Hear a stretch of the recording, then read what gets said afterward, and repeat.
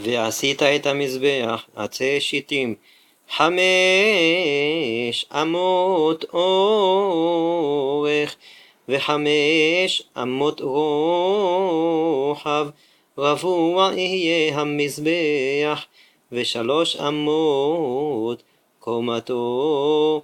ועשית קרנותיו על 4 פינותיו, ממנו תהיינה קרנותיו, וציפית אותו נחושת. ועשית סירותיו לדשנו, ויעב ומזרקותיו ומזלגותיו ומחתותיו, לכל כליו תעשה נחושת. ועשית לו מחבר מעשה רשת נחושת, ועשית על הרשת 4 טבעות נחושת על 4 קצותיו, ונתת אותה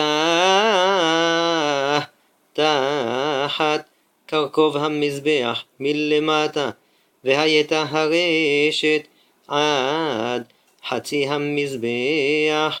ועשית עבדים למזבח בדי עצי שיטים, וציפית אותם נחושת. והובא את בדיו בטבעות, והיו הבדים על שתי צלעות המזבח, בשאת אותו.